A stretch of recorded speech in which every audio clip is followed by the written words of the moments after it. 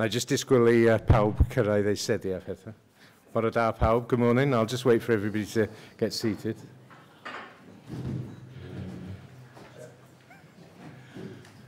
Okay, bore da pawb, chroeso cynnes. Good morning everyone and warm welcome. Fy enw I di Mike Palmer a dwi'n gweithio yn swyddfa Comisiynydd. I'm Mike Palmer and I work in the Commissioner's Office. This event has been organised by the Commissioner for Future Generations Wales. Mae'r digwyddiad yn cynllunio heddiw am well yfori wedi deithio allan o chi o trafodaethau mae Comisiynydd wedi cael yn ystod I blwyddyn cyntaf.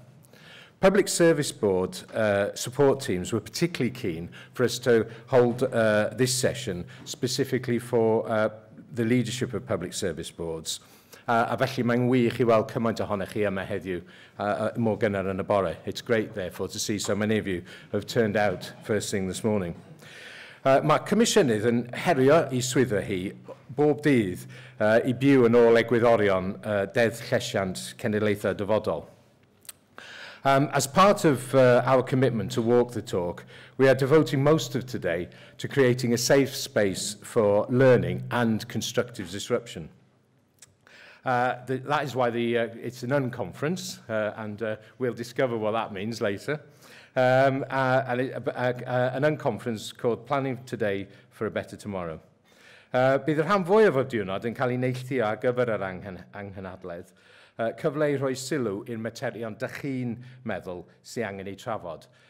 The unconference has been designed for us all to make the most of the learning we have gained from the first year's activity since the Future Generations Act became law.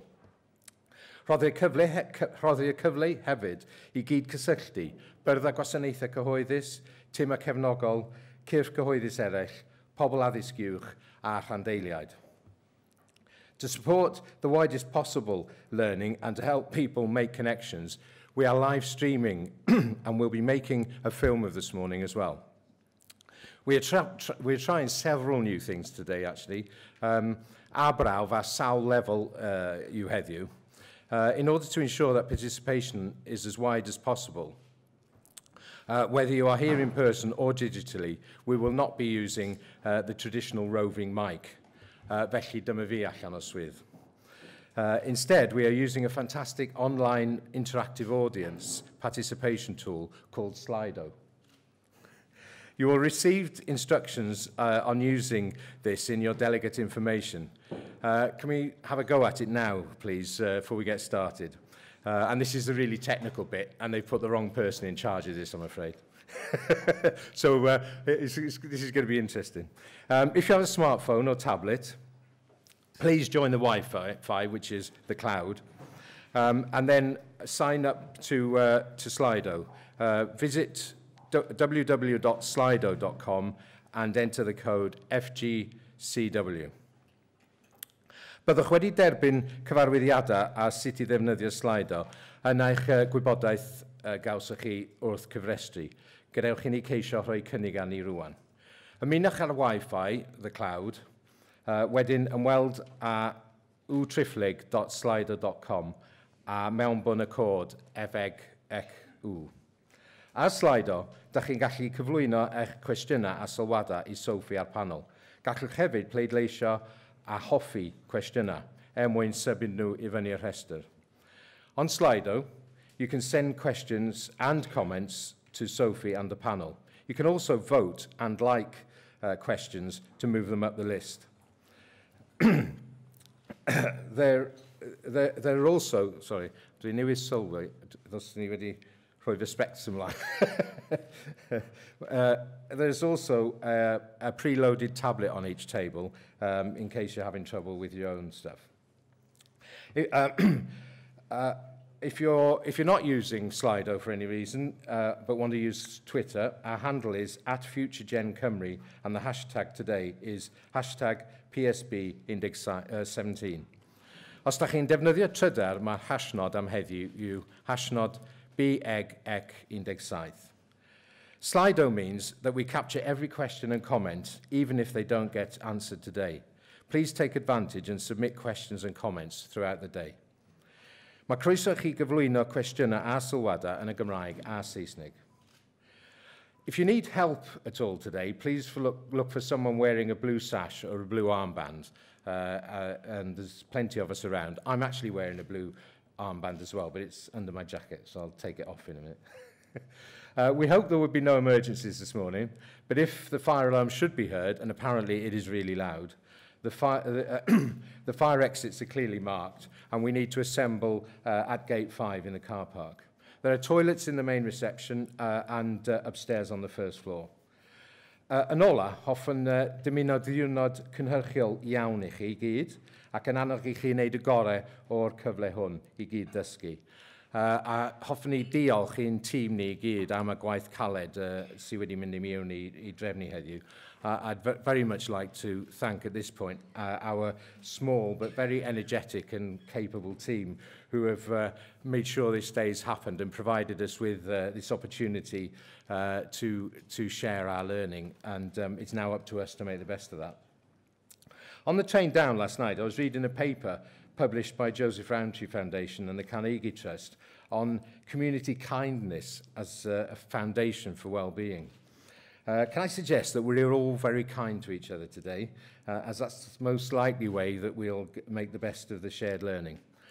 Rwan, hoffwn ni cyflwyno Sophie Howe, Comisiynydd Cenedlaethol Dyfodol Cymru. I'd now like to hand over to Sophie Howe, Future Generations Commissioner for Wales. Diolch yn fawr.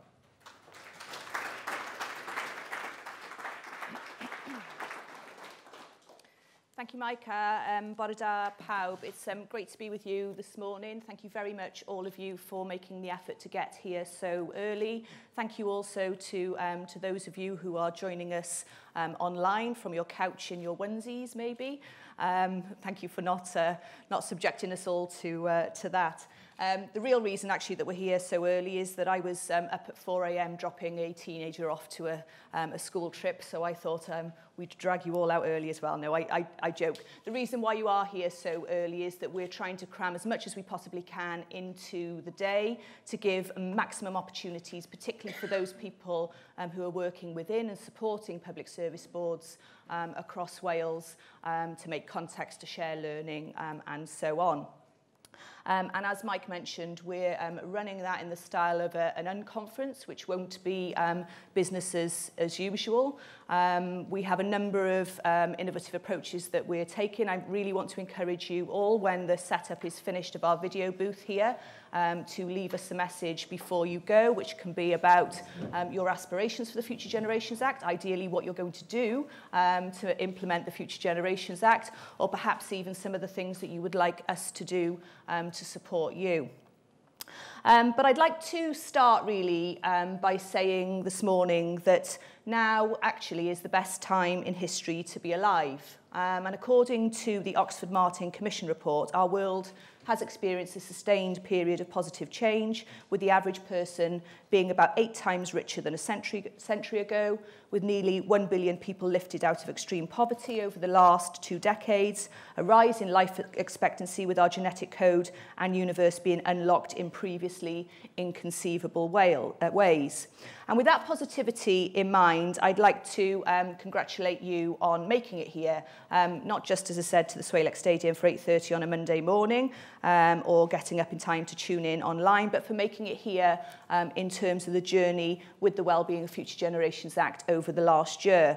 So we're just over a year in, and I think that the appetite for change is palpable.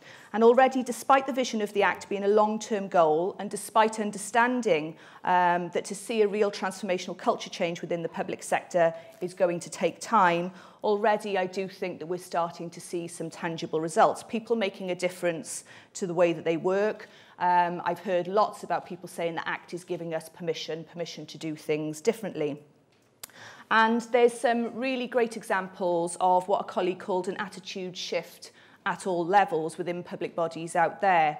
And so I wanted to kick off today with celebrating some of these examples of change, where someone, sometimes, or some people have done something differently and are reaping the rewards. So we'll start with Caerphilly Council, One colleague who works on education for sustainable development and global citizenship talked about the barriers that she feels she's been battling in her role for years, and has said that the doors are now opening. After years of scrambling around for surplus year-end funds of around £4,000, which has been used to install PV solar cells on 28 schools, the Chief Exec has now allocated £100,000 to install solar into 20 new schools. They're also progressing in their trial of electric vehicles and will have an electric pool car for the first time. This will allow departments to hire it out with the aim of influencing their next purchase or hire of a permanent vehicle. There's also Public Health Wales. During 2016, they relocated from several smaller satellite offices across Wales to one new large open plan office in Cardiff Bay, identifying a need for a modern and collaborative workplace. And programme manager there, Sally Atwood, said, what started out as a straightforward office accommodation project turned into a real opportunity to secure public value and to demonstrate how the circular economy can have a positive impact on public health. So the consortium of supplies used within the project included Orange Box, an innovative furniture manufacturer in Nantgarw and Merthyr, who reused the reclaimed chairs and reupholster them. This means that they had their top-of-the-range chair for the cost of a basic new one. And Professor Simon Smale, a PHW board member and a former Musco skeletal surgeon, says it's the best office chair he's ever seen. Around 2,563 items were used for the office refit, with 45% of the items being reused, 49% being remade, and only 6% of items were sourced from new stock. And on Friday night, I was absolutely thrilled to see Sally and her team win an award at Constructing Excellence Wales. The Welsh Government have just announced their Funding Flexibilities project that's taking place across a number of communities and tackling poverty programmes like Communities First and Flying Start. Partners involved include Cumtaff Public Services Boards, RCT Council, Merthyr Council, Torfaen Council, Newport Council, Cardiff Council, Conway Council and Bridgend. And whilst it's early days, I think the idea around offering the flexibility to these areas is to create a place-based response to public services with people at the centre of what's being done is really quite exciting. It's a great example of all of those involved taking a common sense perspective, removing barriers from the system that prevent them from carrying out the 5 ways of working. Elsewhere, there's MSMARC, Menai Science Park project on Anglesey, who've considered the act across the project from conception, design and during construction, and for the occupation, and to deliver, what they've delivered is they're aiming to deliver a zero waste project. So the building has been designed incorporating the landscape, local materials, a flexible design, really thinking about how workspace will change and what it will need to look like in the future. And the project to date, they're about halfway through the build, has only used 6 of the 60 predicted skips that they thought that they would use on this build. And it's taken huge consideration of local culture, landscape, local and global impact. Over in Bridgend, training is beginning in September this year to enable frontline staff within the housing sector to provide intervention, raising awareness on adverse childhood experiences and ensuring that tenants understand the support available to them and encourage them to access this. There's also an ACES hub established to inform PSB work and practice on the ground from people with housing, health, police, probation and others, funded by 3 different cabinet secretaries. That's no mean feat in of itself. And South Wales Police are undertaking a study into the police response to vulnerability and risk and are beginning to look at developing a trauma-informed policing and criminal justice approach to tackling adverse childhood experiences. So again, police taking a different approach to perhaps what they might traditionally have done, looking at root causes and prevention. Moving back north, the PSB coordinator from Mon and Gwynedd told us last year how Betsy Cadwallader Health Board locked some people in a room, calling it a 5 days in a room to look at the issue of the ageing population. And it was chaired by the fire service and involved not the usual suspects, practitioners at all levels, service users, and many employees from the Health Board. And through focused attention to this, the group slowly started to look at things differently. And as a result, this actually brought about real change. So, for example, when an older person, when older people first have a particular complaint, they now see a consultant first instead of the escalation of need that was happening for months with people's illnesses worsening. It's also meant that we have a different reaction when someone falls at home. And in many cases, it's actually the fire service who are attending at a fall at home and making sure that there's wraparound community support provided to that individual. Next, the Food and Fun Club model is an innovative partnership approach involving schools, health professionals, local authorities and community support staff. The aim is to prevent children going hungry in the summer holidays and to improve children's health and promote learning through a programme of enrichment activities. And a pilot programme was successfully delivered for 12 days in school areas of social deprivation to support families during the summer holidays last year. And the work identifies how contributions are made through each of the 5 ways of working, including identifying shared outcomes with Cardiff Council and with the local health board and public health team. They're collaborating with 49 different organisations across sectors and involving experts and local end users in its design. And it identifies outcomes that prevent the realisation of stresses on children from disadvantaged backgrounds, reducing health and social educational inequalities at an early age that can otherwise increase demand on public services. And the pilot programme there was awarded the NHS Wales Award in 2016, and the judging panel described the programme as a brilliant example of the Wellbeing of Future Generations Act in action. Our office has had some really positive engagement with Transport for Wales on the procurement of the rail franchise and the new metro system, where they've used the 5 ways of working and the 7 wellbeing goals as part of the competitive dialogue process with the 4 bidders, and they're specifically looking at development of local skills and supply chain, working with Business Wales to make opportunities available to local suppliers, small and medium-sized enterprises and third sector enterprises. And environmental considerations will include reducing carbon, improving air quality, reducing noise pollution, addressing biodiversity, climate change resilience and waste management. And there's also cultural and community considerations within that being considered within that process. So there's lots to look forward to, I think, in 2018 when that contract is awarded. Elsewhere, back to Swansea, the Swansea City deal are keen to embrace the Act. A really good example, they're kind of the 3 areas that they're looking at, health, connectivity and energy. Really good example of how they're embracing the Act there. And already they've been trialling for us a framework that my team have developed with the New Economics Foundation to help test and prompt thinking around how we can maximise the contribution to the wellbeing goals in the development of that programme.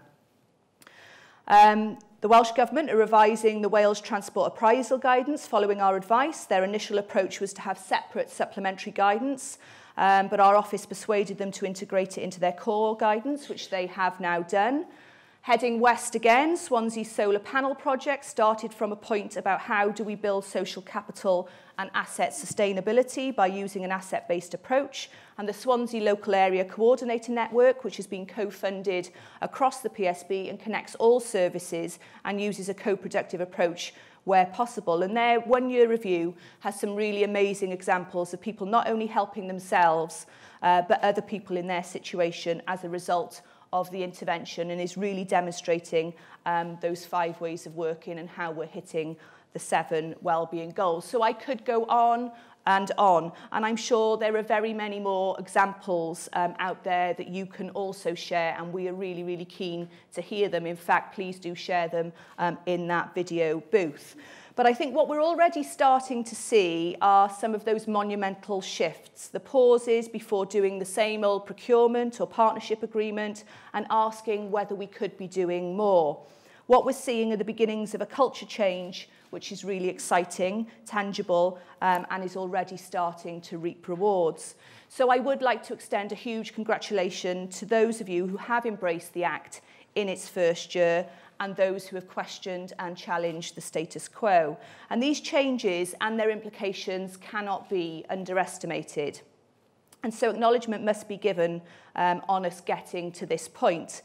And the work more specifically that the PSBs have carried out over the last year is also impressive due to the time pressures and constraints. And so I think it is really important, whilst that we still have a long way to go. I'm not saying everything is perfect, and I'll highlight some of the issues where I think we need to be doing more in a moment. I think it's really important to acknowledge the first big step that we've all taken within the last year in terms of our collective journey with the Wellbeing of Future Generations Act and moving forward to the Wales that we all want to see.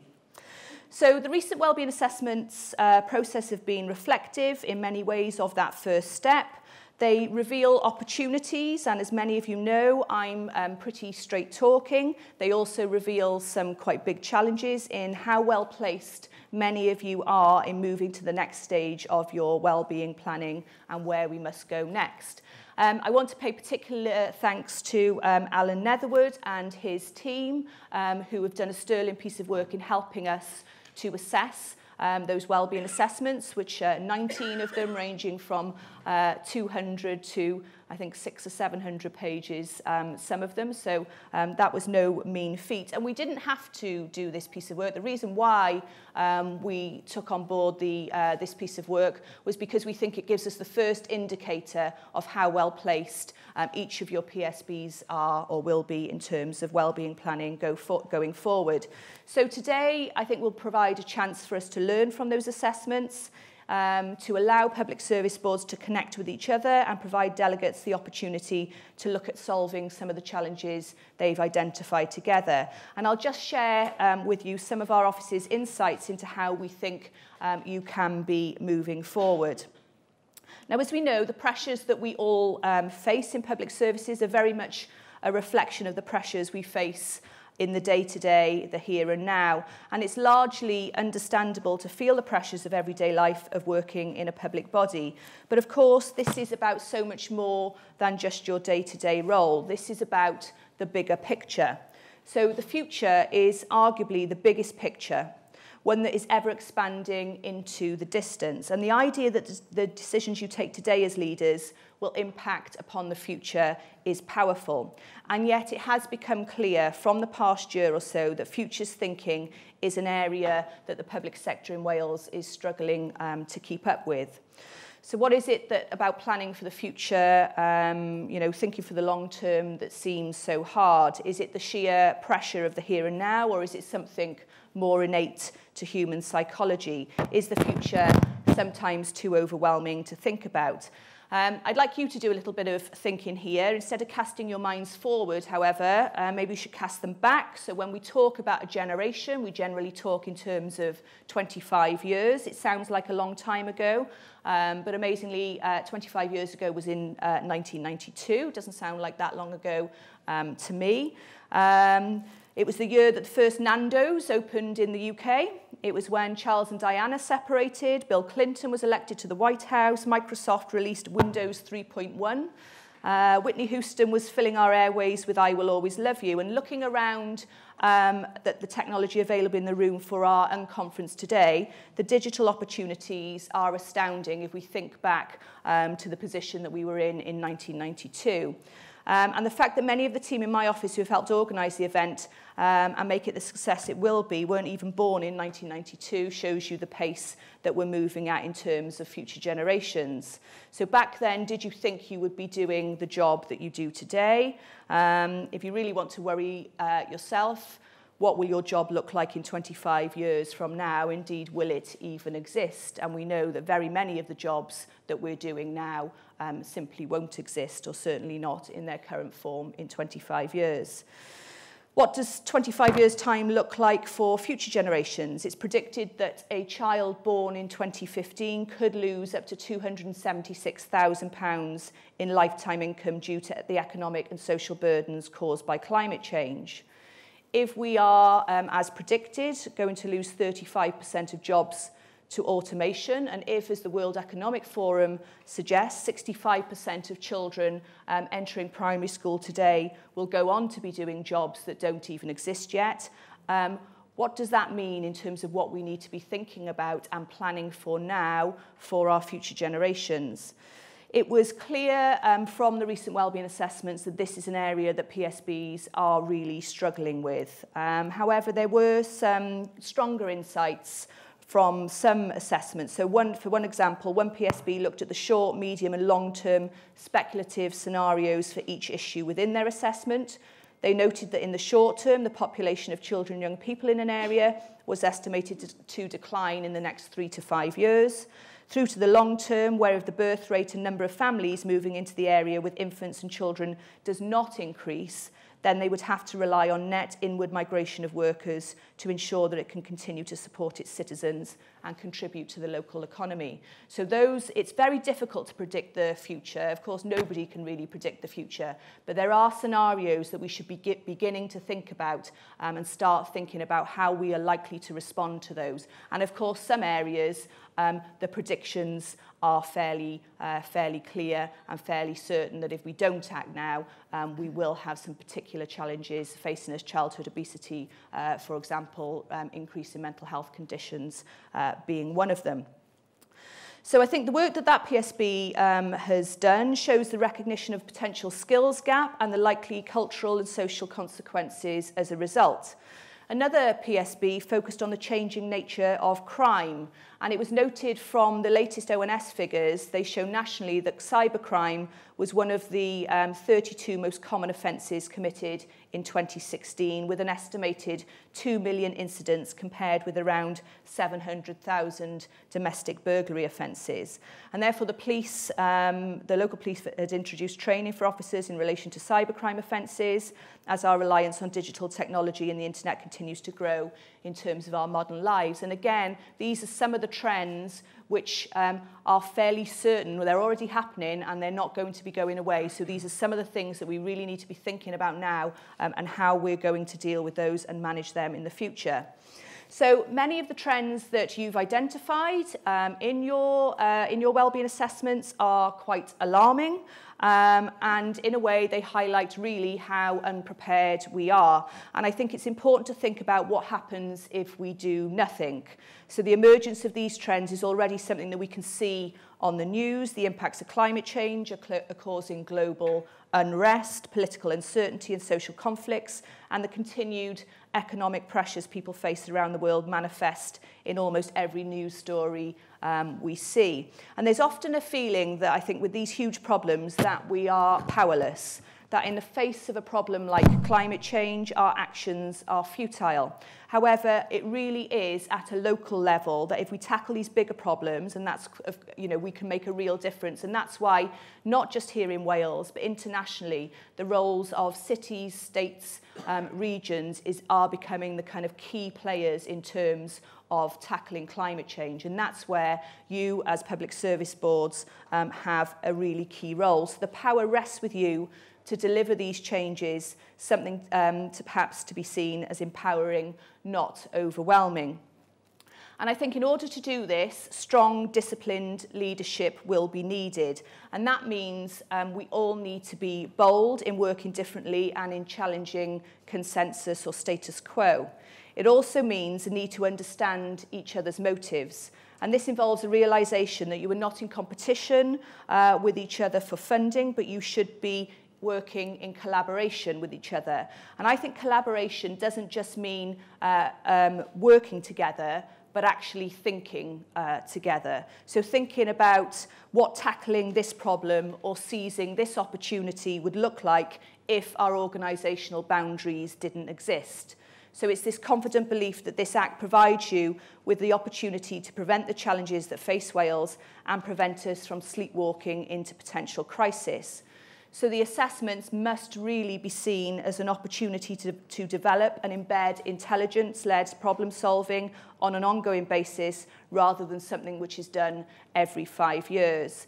And for some PSBs, we could see clearly that you were laying the foundations to do that intelligence-led problem solving. For others, the wellbeing assessments came across that you had delivered a process and it was going to sit on the shelf for a while. So for those PSBs where around your table, within your membership, you haven't really challenged, you haven't taken much note or attention of those wellbeing assessments, I would really urge you to start doing this, because they will lay the foundations of whether you're going to be having plans which are just written on paper and not doing much else, or whether you're going to be putting in place plans which will be fit for your communities now and for the future.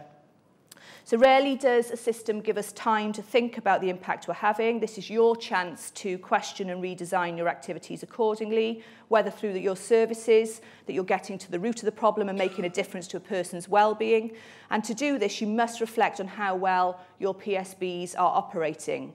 So as I said, if you've gone through the motions on these assessments, if you turn up to a packed agenda of multiple presentations and no decisions, if you spend more time debating who the decision-making partners are and who should be involved in setting the agenda and who shouldn't, and if your senior leadership has started to disengage, then your PSB is not operating in a way which is likely to find the best solutions for some of the challenges your communities face. So the report that I will publish later on this week will set out some challenges to you all to reflect on whether your PSB is operating in the most effective way with the most effective people around the table. And this brings me on to another area that came out strongly from the assessment. So they highlight a number of, as I said, alarming trends around obesity, mental health, health inequalities, economic stagnation, and intergenerational poverty. And the trends are very clearly there, but this doesn't necessarily seem to be prompting all of you to really question whether you're taking the right approaches or question what needs to change. So, for example, across the assessments, comparing different measures of well-being show that there's a much greater proportion of people experiencing a common mental illness than those seeking treatment.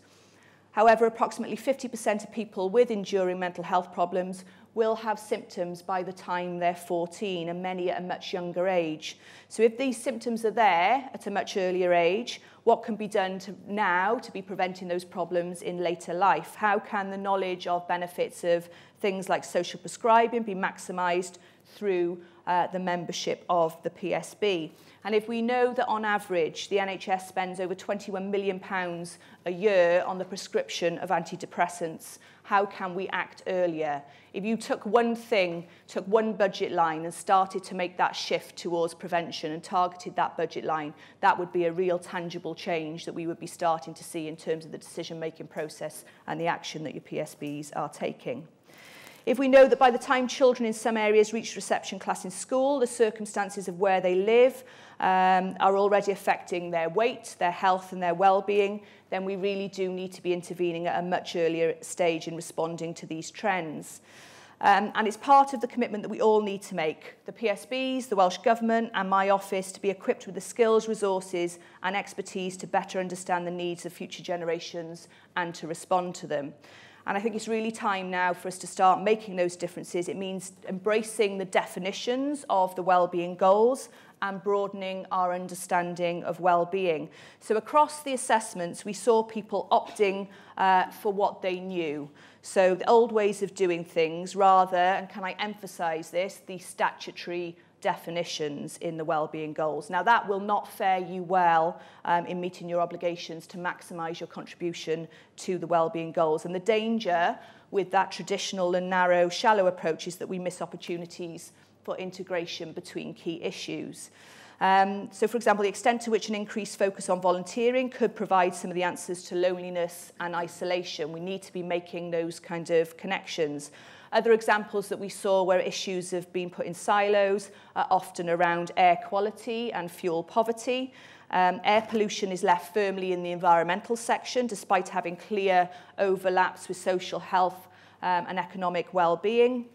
Around 40,000 deaths a year in Europe are attributable to poor air quality, with about 143 deaths per year caused in some of our biggest cities due to air pollution. But if we dig deeper, we will also see that these are some of the areas with the greatest deprivation.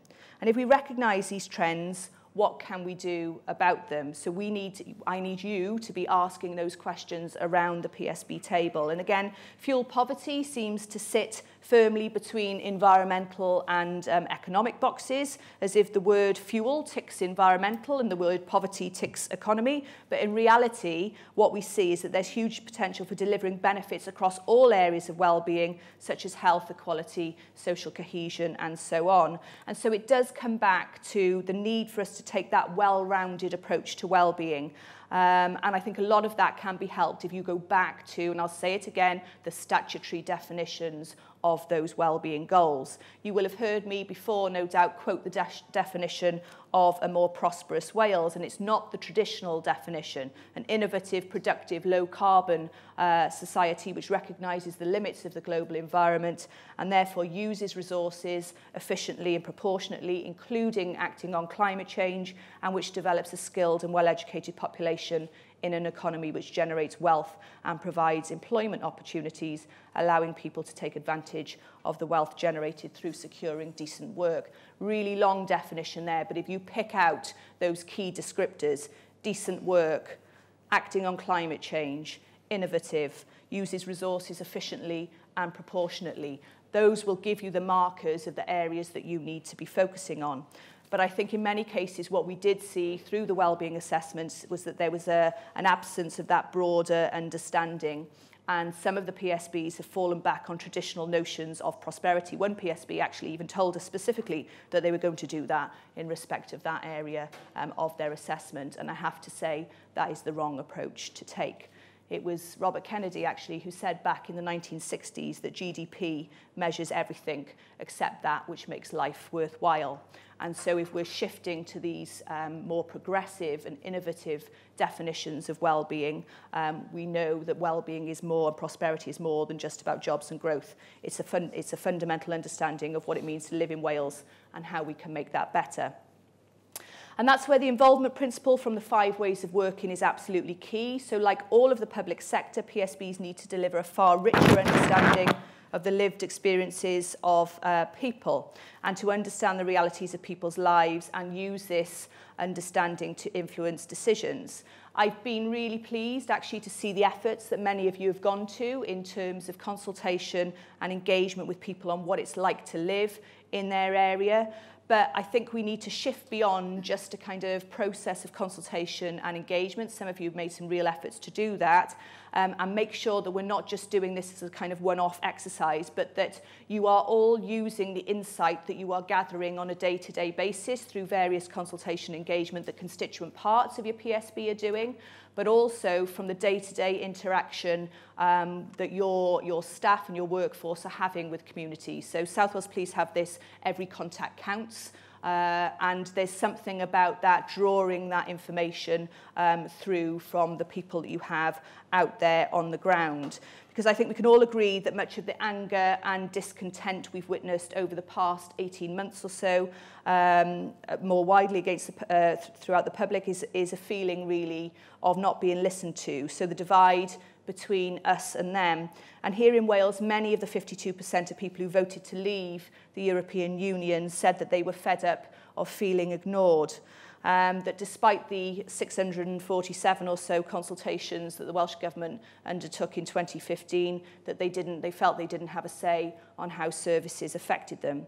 So it's really vital that those who are typically on the menu were given the support to get a seat at the table. Again, I'm seeing some really innovative approaches being taken there, some really good work by the Values Task Force, where staff, Welsh Government staff working in the task force are actually being sent out to do a day a week working out in communities as a way of understanding what is going on within those communities, bringing that information back and helping that to inform the work of the task force.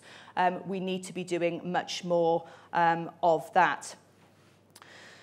Most crucially of all, if we're talking about long-term and future generations, this must include young people. Again, some really innovative examples that we saw through the wellbeing assessments. Beirne Gwent in particular did a really good job of engaging with children and young people. But the Social Health Research Network revealed that children aged between 5 and 16-year-olds spend an average of 6.5 hours a day in front of a screen.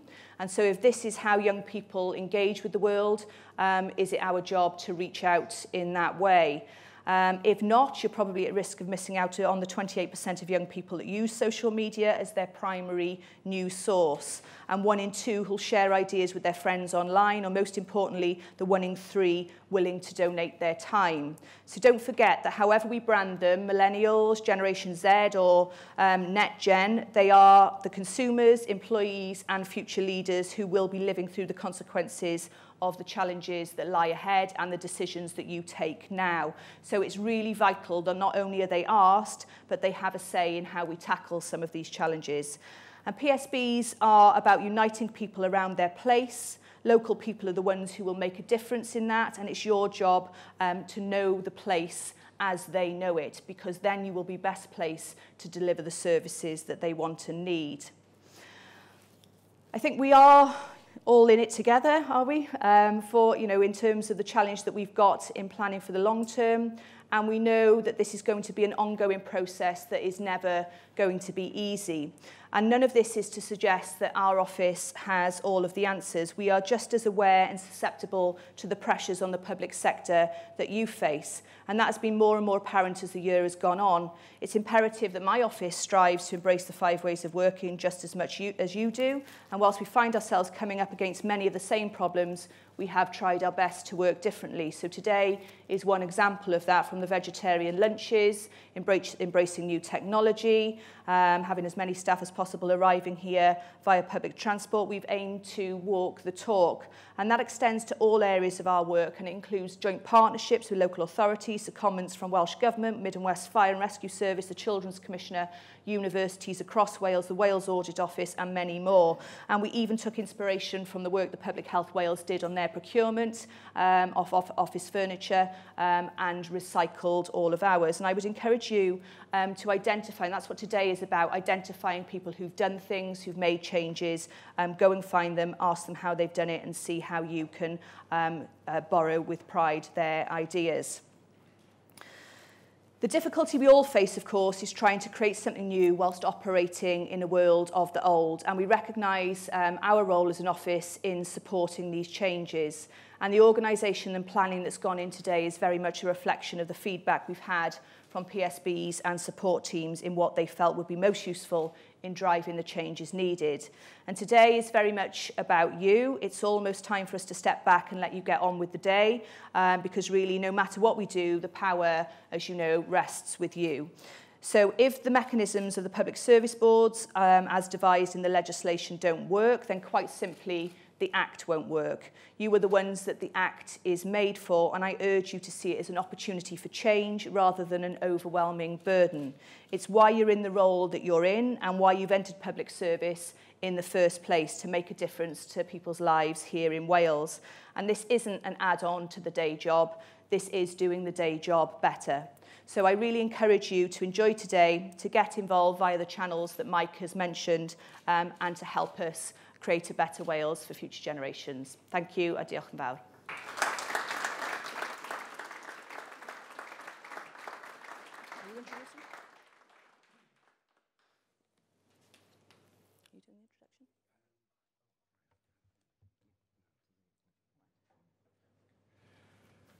Okay, diolch yn fawr, Sophie.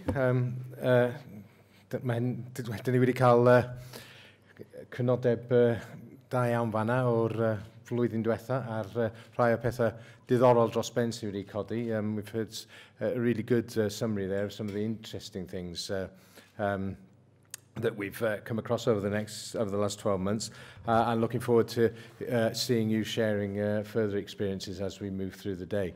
I'd like to welcome our next speaker. Very pleased to welcome a colleague from the Fire and Rescue Service, who's going to sort of provide us with even further insights. Okay. Okay, thanks. Thank you. Cheers. I've made some notes, but probably true to tradition, I won't be following them. I'll probably ignore them completely. Good morning, colleagues. I'm Mick Crennell. I'm the Deputy Chief Fire Officer for Mid and West Wales Fire and Rescue Service.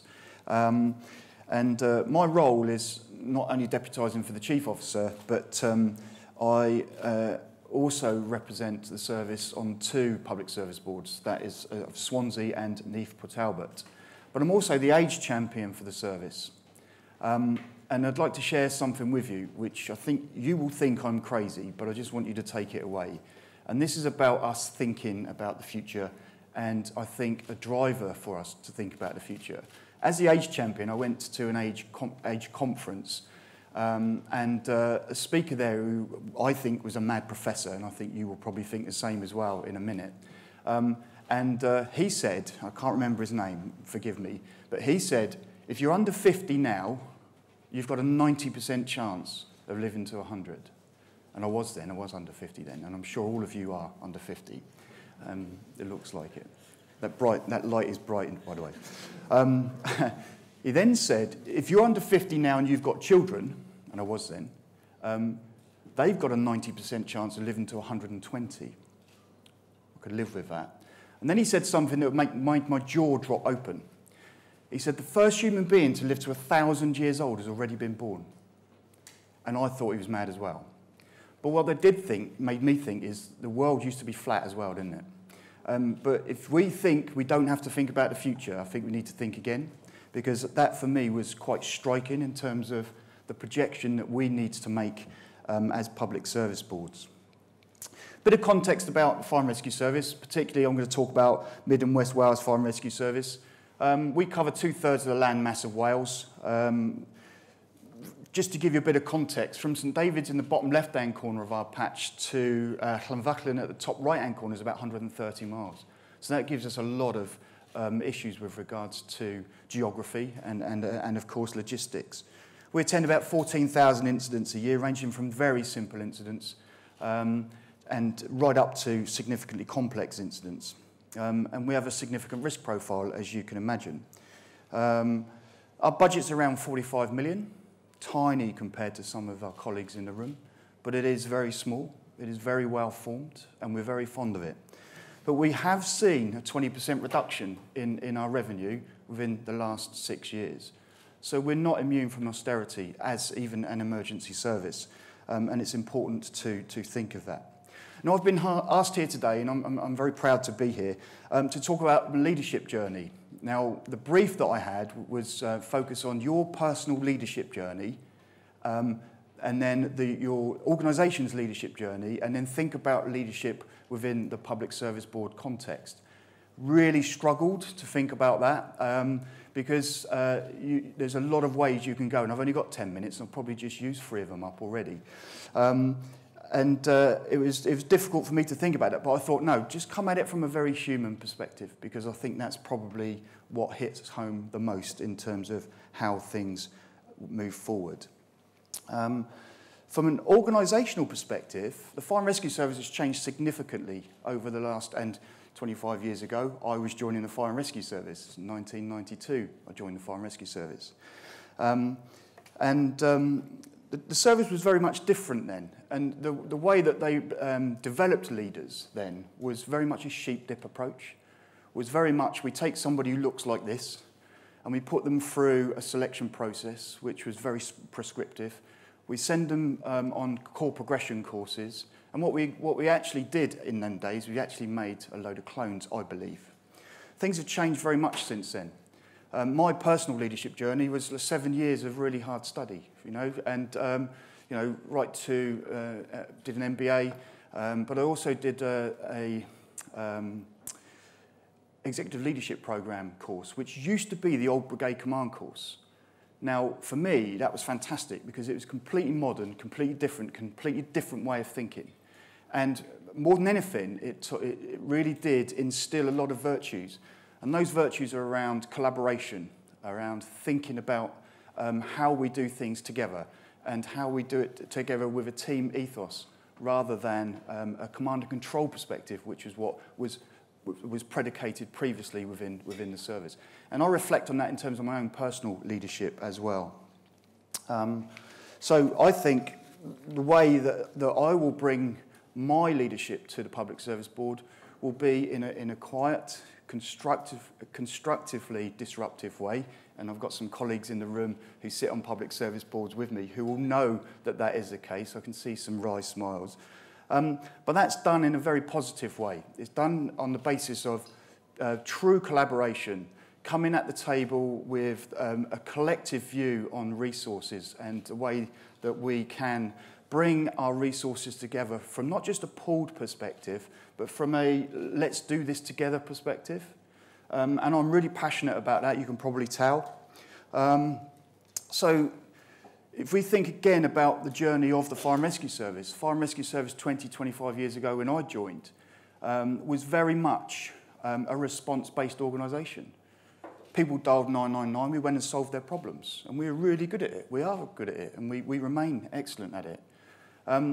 But around that time, about 20 years ago, when we started to think about how can we make a difference, how can we reduce the pain and suffering that people have within their lives.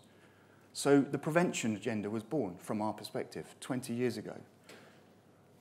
What we did was we went and visited people's homes. We did it on a blanket approach.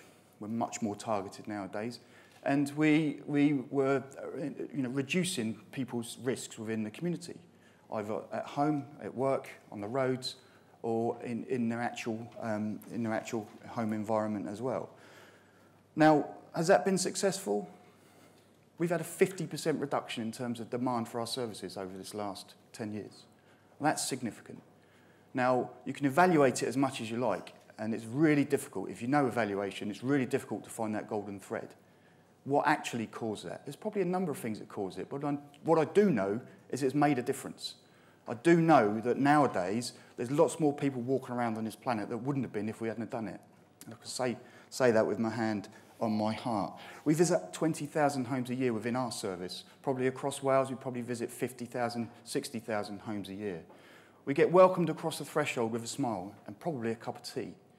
That's not all agencies can say that. But what we've been doing, of course, we've been focusing on home fire safety for a long time, and that has made a difference. What we're thinking about now is, thinking about the Public Service Board and delivering collaboratively and changing our agenda in terms of the way we deliver things, is to think about that person's home and getting invited across that threshold. How can we truly make a difference, not just from one agency's viewpoint? So, Commissioner talked just a minute ago about falls assessments. Absolutely. Now, for me, if we get invited into someone's home in the future, what I can see is us doing fire prevention, health prevention, and, of course, crime prevention and safety. Now, why wouldn't we do that? But why wouldn't all of our partners do that? So everybody that visits a home does the same thing. It's not rocket science, it's really easy. But what is important, what isn't so easy, is making that mind shift, that culture shift to say, actually, yes, we can do this together, and what's more, we can make every contact count, so that every time we touch a life, we make it safer in some way, or better in some way. That, for me, is where we should be coming from. So, what have we done as a service? Well, we've, obviously, 50% reduction demand in our service is significant. So what have we been doing with that spare capacity, you may ask? Well, we've put a lot of energy and resource upstream. We